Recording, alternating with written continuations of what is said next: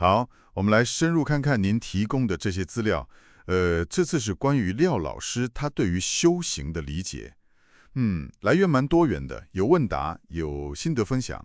看起来他的观点相当独特，自成一格。没错，这次我们的任务大概就是从里面梳理出廖老师思想的一个核心脉络吧，看看他对修行的理解，哪些地方可能让您觉得原来可以这样想，或者是挑战您原本的一些想法。对，这里面不只是理论哦，更有他亲身实践的一些经验分享。从资料里面看起来啊，廖老师他对真修行的定义好像非常直指核心，甚至可以说是相当高远。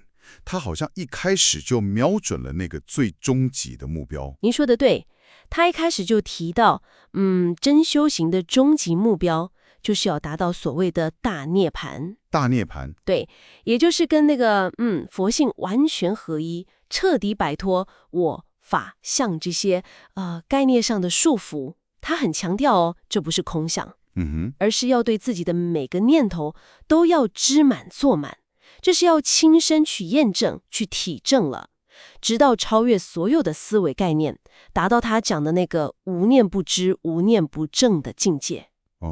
这是一种非常直接，就是不假外求的体悟状态。无念不知，无念不正，这听起来境界很高诶。那具体来说，要怎么培养出他讲的那种清净心呢？有没有什么方法？他认为关键在于要搞懂两个核心概念：平等，就是体认到众生本质都是佛；还有平衡，也就是超越二元对立的那个不二法门。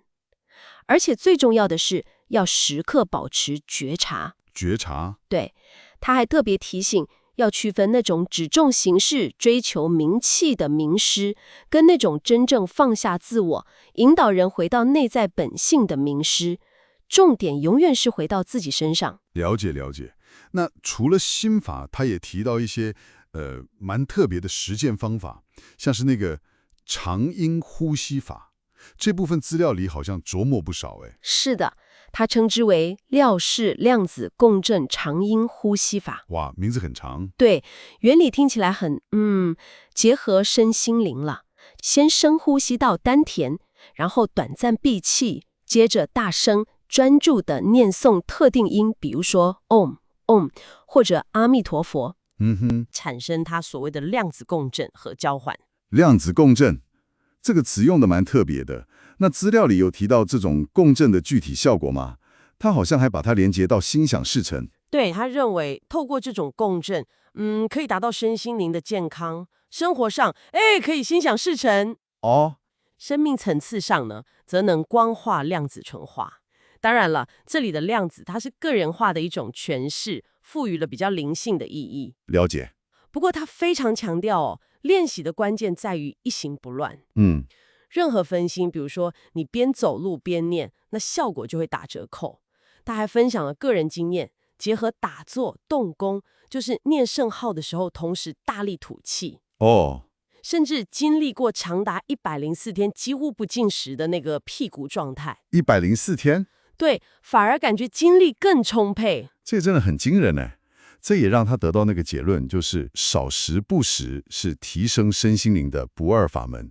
听起来这些方法很独特，但廖老师好像更强调，如果没有正确的心态，这些方法也只是形式。正是如此。这就带到他一直讲的那个自信自度了。对，方法是辅助嘛，核心还是那个心态。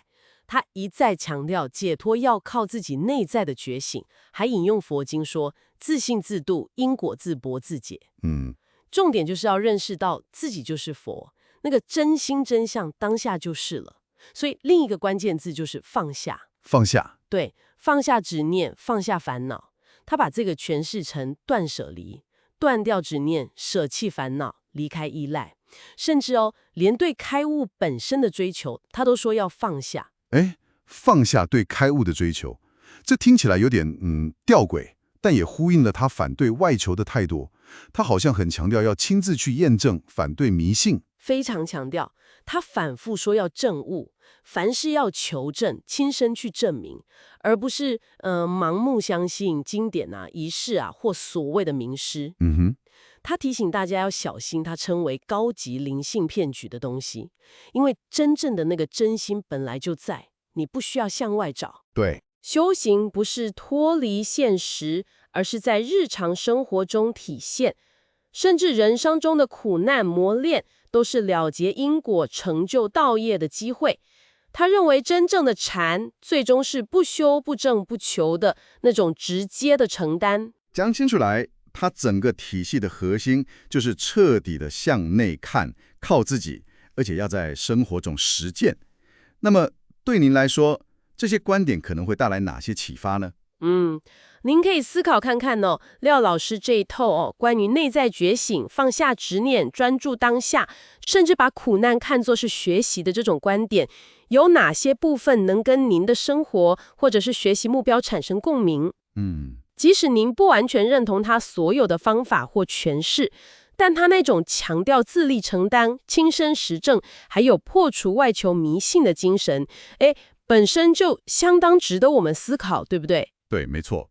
好的，所以这一次我们探讨了廖老师对于修行的独特见解，重点大概包括回归那个本质具足的真心，极度强调自信自度跟亲身验证，还有那个独特的长音呼吸法跟惊人的屁股经验，以及将修行融入生活，视苦难为磨练，破除外求跟迷信的态度。最后留给您一个或许能激荡出更多想法的问题。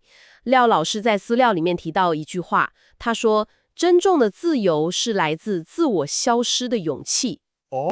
自我消失的勇气。对，这句话对于您理解个人成长啦、生命的意义啦，或者是我是谁这个大哉问，会带来什么样的冲击或者新的思考角度呢？